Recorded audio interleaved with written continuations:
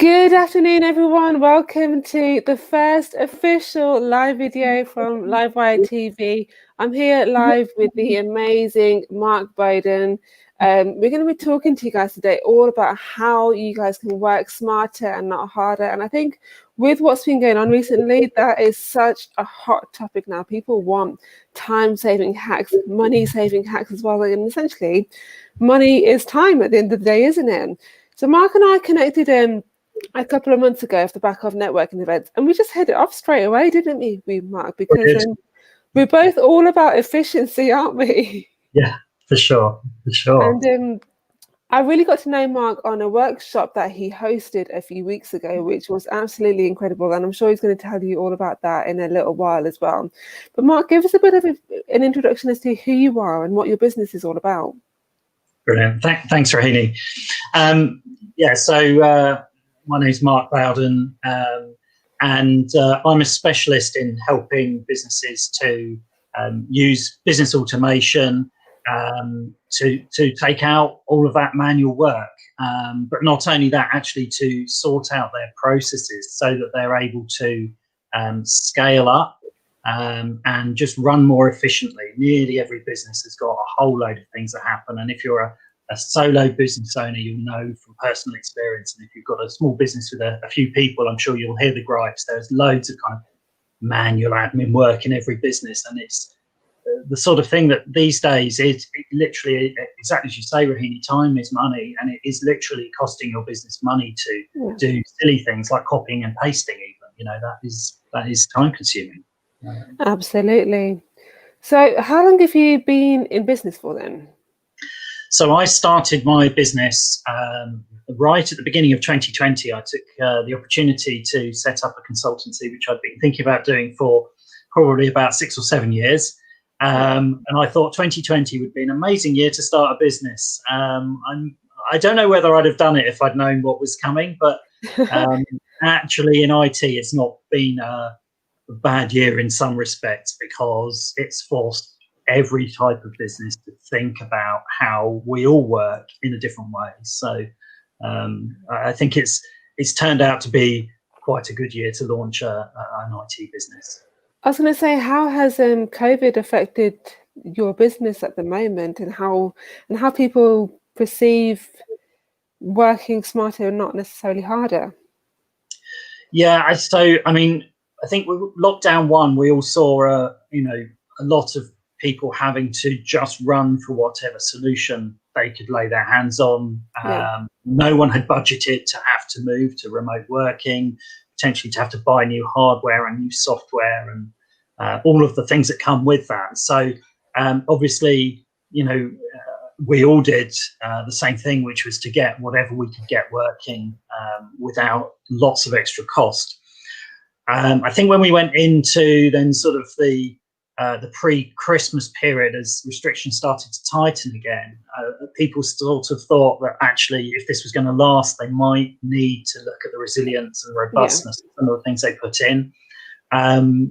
So that was when I really started to see an uptick in people asking about things, because I think they realized they put in, of necessity, lots of messy tactical solutions to get them through. But actually, if we were going to go into this, and really by the end of it, it may have been a year, 18 months, who knows how long it's going to be, but an extended period of working like that, actually there's a need to kind of do some of this stuff a lot more efficiently. And that the businesses that were managing to find more efficient ways to work with the kind of new ways of working that we're all in were the ones that were starting to pull a bit ahead of the pack. So I've certainly seen a big uptick in inquiries from about October time onwards, but really since we've got into the new year, there's definitely appetite out there. Anyone that isn't thinking about it, I can guarantee you that your competitors are. I totally agree with you on that one. Selena's just commented saying, hi Rahini, hi Mark. Selena, welcome to the stream. Super psyched to have you here. Guys, do get involved in the conversation, drop your comments and questions below, and do give this video a share as well, because Mark is going to be sharing some absolute golden nuggets of wisdom that are going to help businesses to thrive, and that can in turn help somebody within your network. So do us a favor, share this out with people, get this out there, because you never know who it can help as well. And yeah, drop your comments and questions in the comment section. We'll be sure to answer them for you as well. So Mark, I'm sure a lot of people watching this right now have got questions about how they can grow their business without necessarily working harder, because as business owners, we often perceive like time equates to success, doesn't it? And that isn't always the case, really, is it? No, I would argue that actually it's almost always actually the opposite. You know, if you're very busy as a business owner, actually what that probably means is you haven't properly systemized your business, and actually what you've probably got, especially if you're in a sort of solo business, actually really what you've done is created a job. Now there's nothing wrong with that, but that's not the same as a business. A business should be a collection of scalable, repeatable processes and systems. And by systems, I don't necessarily mean IT systems. I mean ways of doing things, which your people can repeat, so that you can take a holiday, right? You don't have to be working 90-hour weeks. You don't need to be stressing about this stuff. That's where you should be. You know, that's what a definition of a business should look like. Now, obviously, businesses at different scales are at different places on that journey. And I'm not advocating that any business leader should be sort of putting their business on autopilot and disappearing off for months on end. But a growing business, you need to be in a state where, as a business owner, you're out of the doing in order to create the space to do the leadership and the strategy and the thinking that business is going to need to grow. But the only way you get out of the doing is by making things repeatable and being able to be systemized. And, let's be honest, no one does their best thinking when we're all working flat out and doing 90-hour weeks. You're going to do much better quality thinking, actually, if you do less hours of work kind of time and allow the creative parts of your brain to kick in, right? Absolutely. I mean, I will sometimes find that my best thoughts come like when I least expect it, literally, like when I'm cooking or when I'm walking or when I'm listening to music or something. But that kind of brings me on to my next question. So talk to us a bit about the myths that need to be broken, or the beliefs that need to be broken in order for businesses to thrive and succeed. And you kind of touched on this in the last point that you just made as well, but go into it in a bit more detail if you can. Yeah, so I do certainly think that, as I've just said, being a busy business owner is actually not a good sign, because if your business is repeatable, you will immediately start to find things in there that you can either automate or you can outsource. So I think certainly the myth of the busy business owner is certainly one that needs to be broken. I think the other one that kind of comes to this, this conversation is that actually doing things like automation is horrifically expensive, and a lot of the time it isn't. There's, particularly these days, with all of the sort of proliferation of cloud applications and stuff, and the software subscription models where you can often get free or very low cost entry onto platforms. If you think through what you want to select and pick it carefully, you can do quite a lot of automation at very low, or in some cases even zero cost. But the risk, of course, is that you need to know what you're doing enough to pick the right software, and that probably comes on then to the sort of the third myth, which is that just automating what you've got today is a good outcome, because actually whatever you've got when you start is probably not the most optimum process. So if you automate it, if it's got an error rate in it of 1 in 100 times it goes wrong, you've got a human that catches that. You automate it. First of all, you don't catch the 1 in 100 that goes wrong. And secondly, if you're going to do it 20 times as fast, suddenly you've got 20 problems where you had one before. So it's always smart to think about what you want to do before you try and jump in and do it. And I think a lot of people try and solve these kind of what are perceived as tech problems by buying a piece of software and building a solution straight out, when actually the best thing to do is just take a step back and think first. This is kind of a common thread really with what I'm saying about being a busy business owner, really. And perhaps that should be the strapline of my business, is actually take a step back and think about it before you do it. Because I think a little bit of planning goes a long way in this space. Absolutely. I mean, I was just saying this to my partner this morning, that planning can actually save us time in the long run, because when you're planning, you're eliminating room for error potentially later on, aren't you? Absolutely. And the old adage of the man sawing down a tree with a blunt saw, and says, you could sharpen that saw, and he says, I haven't got time to stop and sharpen the saw, I'm too busy cutting the tree down. And it's very much like that with process in business, that actually stopping long enough to sharpen up your process will allow you to outsource it or to automate it, so you don't need to do it anymore. But you have to plan it, otherwise you'll just create more queries and problems if you try and automate or outsource something which doesn't work properly to start with. Is there a danger of outsourcing too soon? Definitely. At what point is too soon then? Because I think you have to have that balance, don't you, of either outsourcing too early and not outsourcing at all. Yeah, I agree. And I think, as with many things in life, the answer is at neither of the extremes. I think the point to outsource or to automate, and I use the two slightly interchangeably when I think about processes, because I take the view that if you can outsource something, you may be able to automate it. But if you can automate it, you can pretty much always outsource it, because ultimately giving it to another human to do, you're going to get at least as good a result as an automated process. But the point to do that is when you have got a piece of activity that you do repeatably, and that you have stopped and thought about actually the process by which you do it.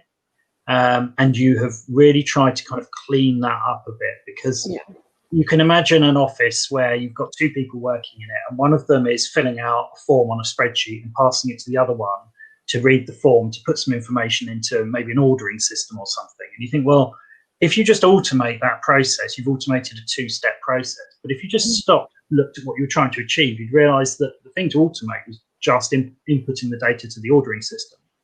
And actually cut one of the two steps out completely. And by cutting one of those steps out, you've also removed the opportunity for an error to be made, either in putting information in or taking it out. So you've actually removed two possible error sources by removing only one step in the process. So that's why simpler processes get a almost exponential benefit in terms of the ability to automate them.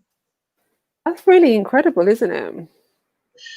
Yeah, I think it's the sort of mistake that, as I say, lots of people will just dive in and say, oh, great, I've got a process, let's just automate it. But it is a really classic example where just a little bit of planning and a little bit of simplification can go a long way. Is outsourcing expensive then? It depends on what you want to outsource and where you want to outsource it to. Is the simple answer. If you want to outsource a highly skilled job, clearly that's going to be pricey. But I would advocate any business ultimately seeks to outsource or automate anything that's not their kind of core mission. So if, for example, I were to take someone hypothetically that was running a TV channel, for example, Rahini, I would say, you shouldn't be doing your own accounts. That's something that you should be outsourcing. In terms of getting the admin done around bookings in diaries and that sort of thing, that's something that you should just automate that away, so that you just book your guests in automatically. Those are not core activities. What your core activity is presenting, sessions like this. And every business has that core activity they do. And ultimately, everything else they will be less good at, and it will take them more time to achieve than a professional who does it every day. And unless that professional's day rate is materially higher than the amount of time that is saved, you will be better off. Even if it feels a bit expensive in the short term, you will be better off by handing off to someone that can do it in a tenth of the time than the opportunity cost of you doing it yourself and the mistakes that will probably get made. You know, I wouldn't do my own bookkeeping, for example. You know, we've outsourced that to a bookkeeping firm for precisely that reason. It takes too much time. Amazing. Just going to read through some of the comments. So Claudine's just commented saying, always have a post-it and pen on a dog walk. I love it. That's a great tip. I always use notes on my phone to make notes when I'm out and about and stuff. It's really, really handy, isn't it?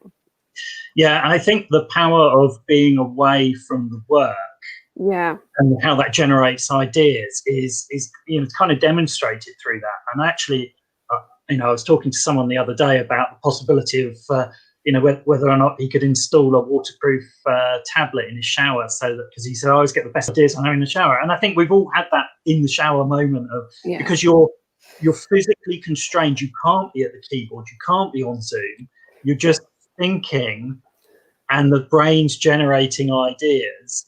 You know, but you don't capture them. So I mean, how many ideas must have been? There's actually a science to this, which I was reading about the other day. So apparently, when our muscles are more relaxed, we release a hormone, which they kind of call the creative hormone. So they were saying that actually, if you want to come up with some really great ideas in a short space of time, stay away from the work, basically, because that will force the hormone to come out. But guys, do get involved in the conversation. I'd love to hear your thoughts on outsourcing and maybe some of the challenges that you're facing as well. Drop them in the comments below and be sure to help you guys out with that as well. But do be sure to share this out with people as well, because the time-saving hacks, the golden nuggets of wisdom that Mark is sharing could actually help not only yourself, but also somebody within your network as well. Yeah, absolutely. It's I mean, so many of these are things that you start to find when you dig into it. They're applicable all over the place, right? Yeah. So I've recently put together a very short course for primarily therapy businesses to help them to understand how they can think about their business as a system, and to understand where they can use more automation in order to take away all the stuff I talk about as non-core. And I was looking at that actually yesterday evening. I was watching it through, and I thought actually nearly everything that's in here, although it's done for therapists, actually nearly all of it would be just as applicable to certainly to aligned businesses like coaches and tutors and consultants. But actually, if you were in the construction business, you would learn something and take some practical tips from that course, because you know, we're all now, everything's on the internet. We can all use the same tools. It's just a question of being signposted towards them a lot of the time. Towards the right one, yeah. Yeah, absolutely. Selena's just commented saying, how do you help businesses, Mark? So thanks for that question, Selena. So what I would always start by doing with a business is to talk to them about where they feel they've got problems, and the nature of those problems is obviously going to change radically, whether it's a one-person business or a 500-person firm. But fundamentally, the next step is nearly always to try to understand the processes and the outcomes that they're trying to achieve. And so I would have a session with them that would typically open with we do a half-day workshop usually, to take them through a high level what their processes look like, to understand the problems that they've got within those processes today, and to understand where they're using different bits of software to fulfill bits of those tasks. And that's usually really insightful because it draws out 2 or 3 key things. I mean, firstly, having all of the problems actually kind of collected together and written down really kind of focuses the mind on where the real problem is, which sometimes isn't where the business owner thinks it is. You know, they may say, I've got a problem with my my sales process, for example. But actually, you might discover the problem is not with the sales process. The problem is actually with the booking, the work in the job scheduling, the appointment booking process. They're selling enough, but they can't actually just physically convert that into work to do. Those sorts of things often come out as insights from that. The second interesting insight is it draws out very, very clearly where there are elements of the work that are inherently constrained in capacity by the business owner or by the number of people in the business, that certain things that have to be done face to face. So take a very clear example. If you're, for example, a massage therapist, it doesn't really matter how much automation you put around your booking system, unless you've got some sort of special massage robot, which I don't think's a thing, then you've still got to physically deliver the massage. So that becomes a constraint on your business, that if you sold 10 times as many as you've got capacity to deliver, you've got a problem. So that helps you to understand where the bottlenecks and the throttles are in your business, the things that you cannot just easily scale up. Or actually, in some cases, areas where you might look at it and go, I've got 10 times the capacity I need there. I'm paying 10 people to do this, but actually I only needed one. I could grow the business 10 times without hiring more people, or use my people in a different way. And then the third thing that comes out is usually by mapping on the software, what you often start to see is where things are really disjointed, where you've got lots of handoffs between people, or maybe, if it's a smaller business with one person, just where you've got lots of different bits of information in different places, which are having to be either copied, or because they're not joined up, it's just harder to keep control of the whole process. So those come out usually at that stage. And then what we do is we work through and say, okay, so how would you like this to work, and how can we kind of iron out some of these kinks, and make the process much smoother, remove some steps, and to do that, what pieces of software either that you've already got could be used more effectively, because actually an awful lot of businesses have got lots of software capability they don't understand they've got.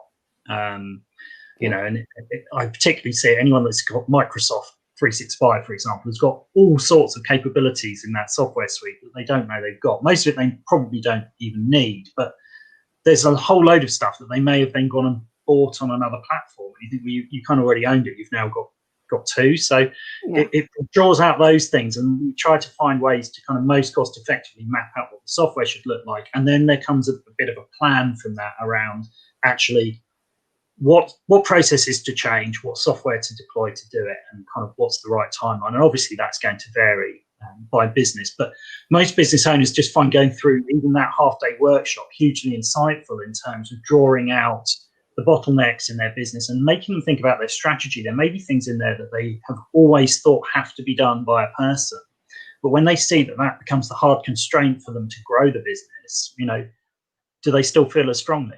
And sometimes they will, sometimes they won't. Tell us a bit about your workshop then. Well, so as I say, that's something which I would run that as a half a day, and we would work through that. Obviously, these days it's all through Zoom, so I can work with anyone anywhere in the world. It's a very collaborative session. It's usually myself and the business owner, but if it's a larger business, there may be one or two other people involved as well. And really, it's around trying to draw out the roadmap for how to kind of re-engineer the business and move forward. And then depending on the scale of that, it might be a question of saying, well, actually, guys, you go away and implement this piece of software, and that will solve the big problem you have.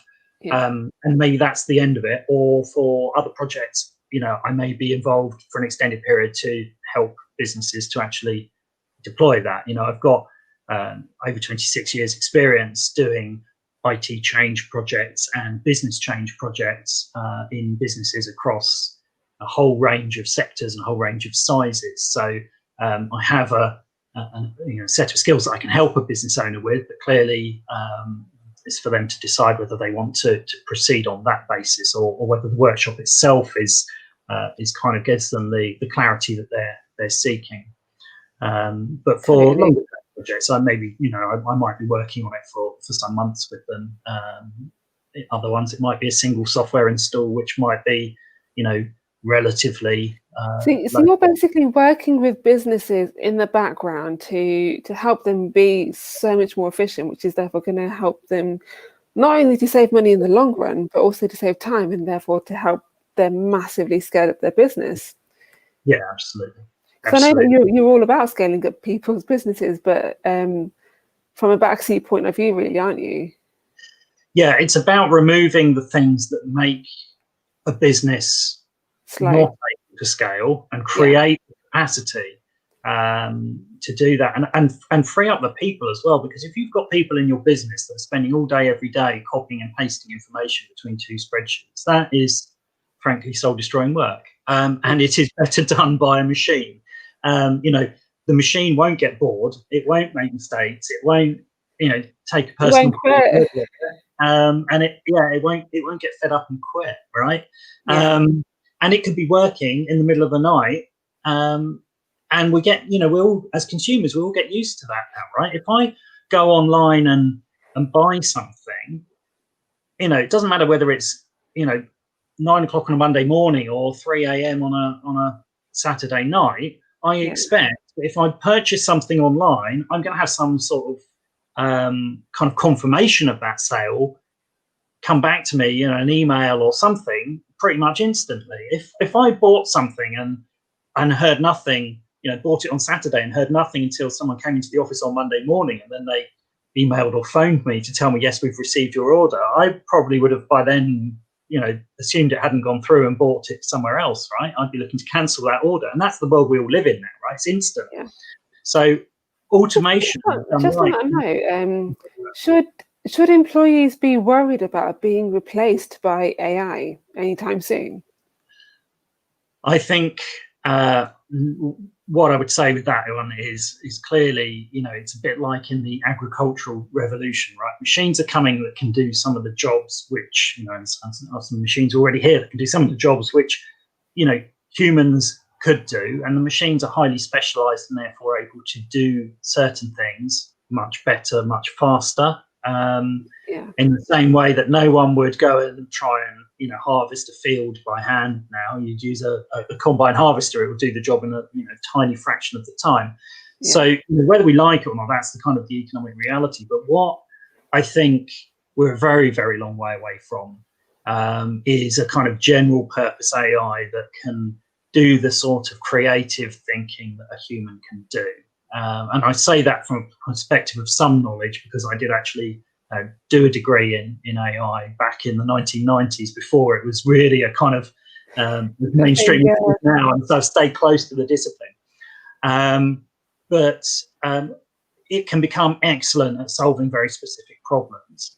But often the things it's very good at, and the things that machines generally are very good at, are the things that actually the human brain is not great at. It is repetitive tasks, and we all know it kind of from our own experience. We get bored, but actually if you look at the performance in any repetitive task, it goes down over time. So where I think people should be thinking is not about that. It's about thinking, well, actually, if I didn't have to spend so much time doing these manual tasks, and I could be thinking and doing something more creative, what more value could I be adding for my customers? So instead of repetitively answering questions on where is my order, by handing that off to, as we all see these days, the ordering system on a website, what that means is that people can be thinking about, well, how can I come up with ways to delight my customers with some sort of upsell or different marketing opportunities. So I think we're all, whatever walk of life we're in, we're all going to have to continuously give ourselves new skills. But there are so many jobs now that didn't exist 10 years ago, and there'll be even more again in 10 years time. So I think what I say to people is just kind of keep your skill set fresh and keep moving, really. Absolutely. It's all about innovating and adapting, isn't it? Absolutely. We've just had a couple more comments come in. So guys, welcome to the stream. I'm super psyched to have you here. Jackie, welcome from LinkedIn. She's commented a few minutes ago saying, Writers say they have a notebook near the bed or the toilet. The toilet is always like the go-to place for thinking, isn't it? And she goes, would match up with being relaxed and being creative. I totally agree with you on that one. I know some people themselves, they have notepads just by their bed. So when they wake up from like a crazy dream, they can write it down and they can turn that into a story then as well. Yeah, I've done similar, where I've had ideas for, particularly for things like marketing pitches. Maybe you kind of come to you in a dream and you wake up and just kind of write it quickly in your phone. Some of them maybe not so good, but it's definitely creative. Selena's come in with another question. If you've not connected with Selena yet, by the way, I'd highly recommend you do so, because she is an absolutely amazing woman when it comes to personal development, empowering other people. She's all about the personal growth, and she's got an incredible journey and story herself. So yeah, I definitely recommend connecting with Selena. Selena, I'd love it if you could share this stream out on your newsfeed as well with people, because it could help somebody within your network as well. So I'd really love it if you could share this out with people. So she just asked the question, Mark, do you think personal connection with consumers is still important for some businesses? Definitely. I think it's the only thing for some businesses almost. And I think that's my point, is maximize the amount of your time that you have available to spend making that personal connection with your customers, clients, whatever it may be, rather than actually making yourself terribly busy with tasks that you don't need to be doing at the expense of time that you could be spending with your customers. If you have the same number of appointments, for example, in the day, but you've got downtime between them, where you're not having to run around, sending out invoices or making bookings, how much more relaxed, how much better quality of yourself are you going to give to your customers than if you arrive at the appointment and you're already super stressed out because you've been trying to juggle 25 other things, So I think that's where, we shouldn't fear kind of automation. Is that's exactly the sort of thing that, isn't going to be replaced by a machine. And that's what you're selling. You're selling that personal connection. You're not selling your ability to book appointments or do invoicing efficiently. So, outsource or automate those, make all of your time available for the thing that you sell. Totally agree with you on that one. So with the new lockdown coming in and potentially harsher ones coming in the long run, a lot of businesses have found it challenging sort of working from home for the long run. What would be your advice to help businesses adapt to working from home in the long term? I think we've all had all sorts of challenges around this, but the ones that I've seen do this well are the ones that have tried to really keep all of the people in the business feeling engaged and part of something. So from a technical perspective, that means making sure that actually all of your people have got the ability to get on, Zoom calls. From an organizational perspective, I think it's a question of actually, the leadership of the organization making the structured time to do that. And, it seems a really obvious point, but I certainly know people who work in organizations where those two things haven't happened and who feel very isolated and really don't feel culturally part of their organization anymore. And I think once you lose that with your people, it sort of doesn't matter what else you've put in place, because actually you've kind of, they're not with you anymore. They're just going through the motions. But I think on a more tangible note, clearly any process that people are running that is, still paper-based, I would say needs to be urgently looked at. And I have worked with firms over 2020 who have had to move from, literal paper-based records to cloud services, and it's been a huge benefit for them, because instead of having to work out some complicated rota to get staff into an office to get customer paperwork and stay socially distanced and all the rest of it, everyone can just log on from home. You know, they can all see the information they need at the touch of a button, you know, any day of the week. But actually, you know, that's easy to kind of conceptualize where we're comparing it with, you know, real physical paper. But if you've got a business where you've got lots of people running things on spreadsheets on their computers, you've really got kind of just one step slightly removed from that.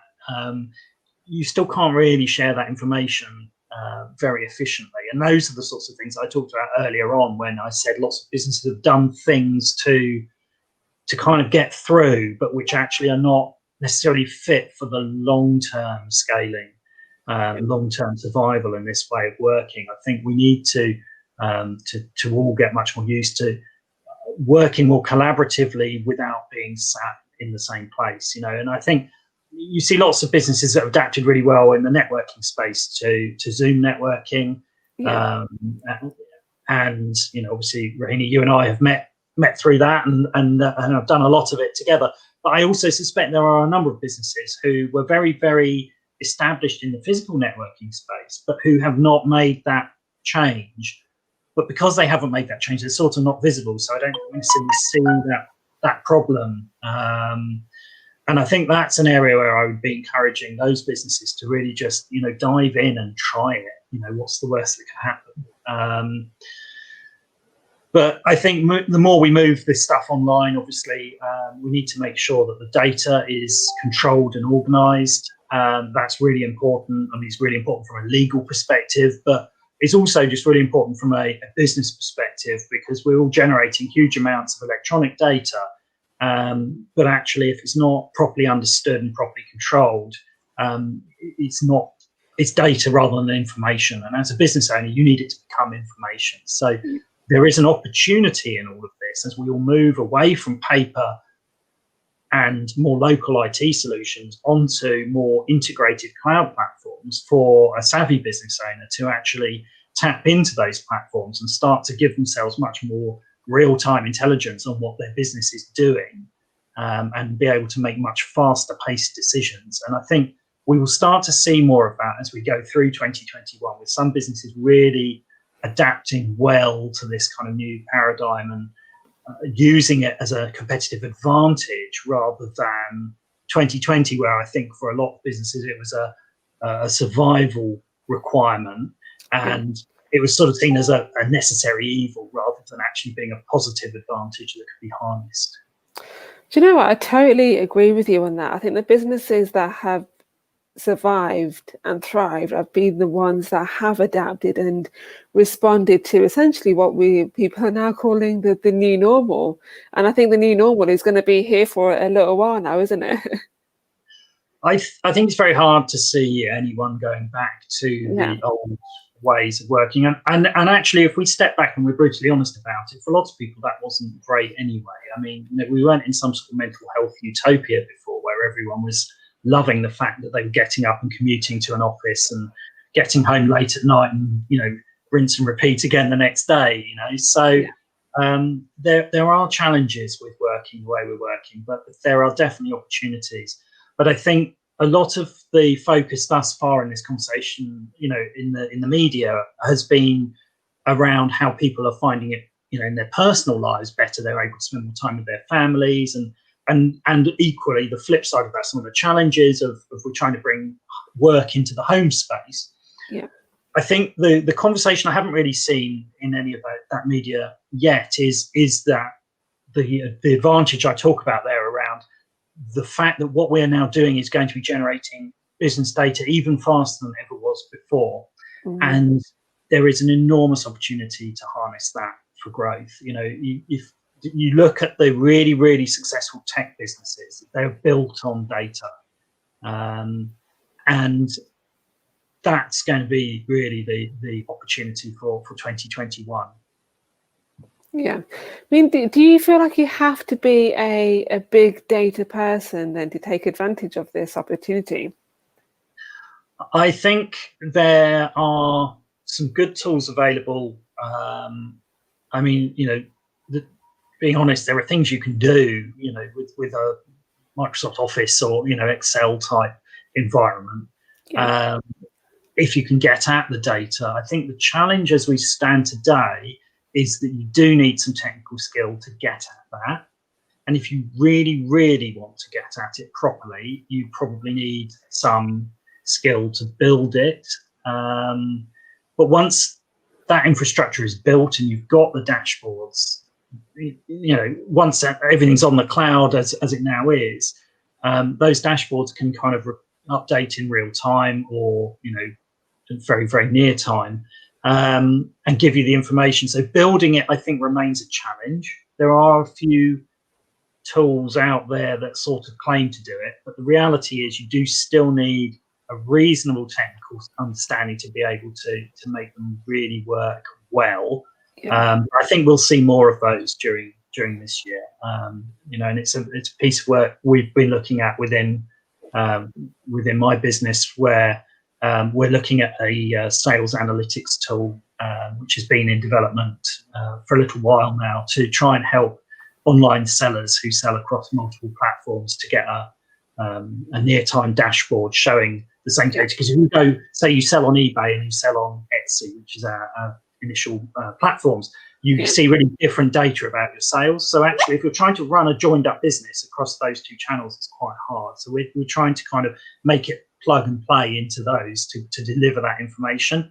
And I think that's one example of what we will see to be many popping up to solve probably quite niche business problems over 2021. I think the challenge for all of us as business owners will be not to kind of run after new shiny thing in every possible direction and end up with 20 of these things, all of which we're paying, £5 a month, £10 a month, £20 a month for, and suddenly we're spending a lot of money on lots of bits of software that are each telling us part of the solution, when actually really what we need is to see the whole thing. So totally agree. There are solutions, but I think off the shelf today, not so much.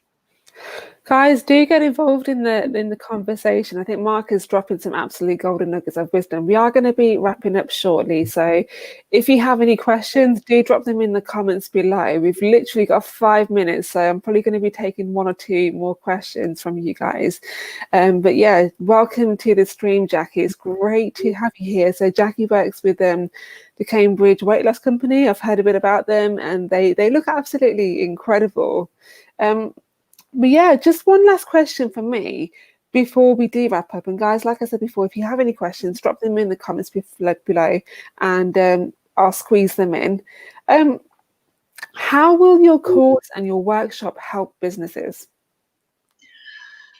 So what I hope between those two offerings, and it will depend on what the business needs to achieve and the scale of the business as to which is right for them. But what I'm trying to offer is something for everyone, where it will help you to understand those opportunities that you could take and do some real practical steps. So if we look at the course, so I've got very imminently launching a small course, as I say, for therapy businesses.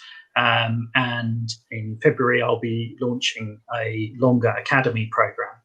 And both of those are geared around helping business owners to understand their business. In the case of the academy, some hands-on coaching from me to do that, and to start to identify specific solutions, specific software solutions that they can use, and again with the academy, taking them through that process of getting those tools actually up and running in their business. For the pure course offering, obviously that's a do-it-yourself course, but I do have a checklist that's available that goes with that, of free tools that people can use to start their automation journey. So I hope that would at least arm people with 2 different layers: the practical tools to help to automate some of the manual tasks that you've got in the business. The workshop then is obviously more in depth, and that's about really producing a proper IT strategy, systems strategy for your business.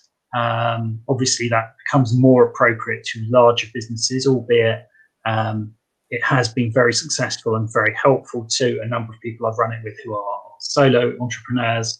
But clearly, the more complexity that exists within your business, the more you have to unpick there. But I think for me, it's about giving businesses at different stages in their growth and development the right tools at, hopefully the right price point that they can start the journey and start to understand what might be possible. Because I think once you start to think about these things in the right way, you're starting to think about your business as something that can be systemized.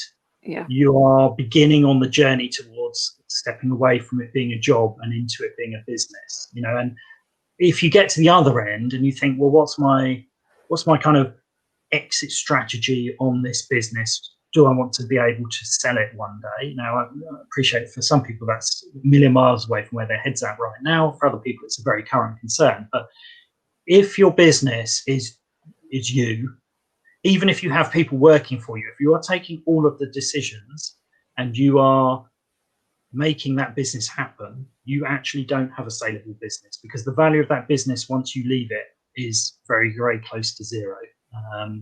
So, you will have some value in terms of your customer database, but if you don't have a set of repeatable, scalable processes, you don't have an actual business there. What you have is a job and a collection of customers. And if you're wanting to step away from the job, you're really just selling your customer database. So making something that is a legacy that you can sell on is all about being able to systemize it. Something that's systemized and can be scaled. It can be sold. Someone else could step in and run it. It could be potentially, acquired by another business, because actually they may look at it and say, great, you've cracked this systems thing in our industry in a way that I haven't been able to. So obviously that's a concern for some people more than others. It depends on what stage people are at. But, there's a lot of advice out there now that says don't get into a business unless you've got at least an inkling of what your exit strategy looks like. And I think that's important to think about. I think particularly as well, because we've got lots of people, maybe coming out of employment into the small business market because of COVID. And I think it's important there, there is a big difference. If you've been working in a job, even if you've got a set of skills that are quite different and you want to set up as a business, there is a different mindset you need to have to go with it. And systemizing your business is about getting that mindset, and that means ultimately less stress as a business owner. So that's really the ultimate thing that any business owner is going to get out of this is less stress. Is a bit more stress and anxiety about, actually, do I know what I'm doing? Can I see the road to the future? And actually, I'd quite like not to be constantly being got out of bed at 3 o'clock in the morning by my staff when the business is of that size. So Jackie, we just had a couple more comments come in from Selena and Jackie. Jackie's just commented saying Facebook has an auto reply. Google My Business allows you to write and answer frequently asked questions, which I think is those two things in themselves are really valuable tools, aren't they? Yeah, I agree. I mean, great examples there, Jackie, of the sorts of things, that we've all got available to us as business owners, but so many people don't know you can even do. Yeah. And so much of my job is actually just teaching people that they've got skills already, they've got tools already. They just need to know that they've got to put these things together. I think those are two brilliant examples of exactly that. They're all tools. Almost every business is on Facebook. Every business, if they're not, should be on Google My Business. If you're not, go and do that right now. But they're great tools, but they've got these features, and there's so much out there now. I think we all get overloaded a bit, don't we, as business owners, about thinking about all the features in everything we've got available to us, and you just kind of tune some of it out. Similarly for people who want to make calendar bookings, if they've got Microsoft 365, if you don't want to take chargeable bookings and you only need one kind of calendar booking, you don't need tools like Calendly and Acuity and those sorts of tools. You can do it straight through Office 365 now, and there's no extra cost for doing it. It's a great example. You say that most people don't know they can do it. It's just not being a feature. So. Jackie, I would love it if you could share this stream out with people on your newsfeed, because I know with the nuggets that Mark has shared, it's going to help so many other people out. So I'd really appreciate it if you could share this out with people, just so that they can ultimately thrive and grow as well. But guys, we are going to wrap it up here. And if you're watching this on the replay, drop a hashtag replay in the comments below. I'd love to learn who's watching this on the replay as well. But yeah, guys, we're going to wrap it up here. Mark, really, really appreciate your time, your golden nuggets of wisdom. Where can people connect with you? You will find me. You'll find me on Facebook. I will drop a comment on the bottom of this on both Facebook and LinkedIn, actually, with a link to my free automation checklist, because I think that's a super useful tool for people, and it's all things you can get started with for free. So you'll find a link to me there. My website, my newly redesigned website, has just gone live this week, which is cobaltbeach.com. And you can get in touch with me there. If anyone wants to book an appointment, I do a free initial consultation. You can book it right off the website. So those are probably the easiest ways. Amazing. You're going to drop the links in the comments, aren't you? I'll pop them in the comments, yeah. Fantastic. Guys, make sure you join us here next Tuesday of 12 p.m. GMT time. We're going to be talking all about mindset and personal growth. And Selena, I know that's right up your alley.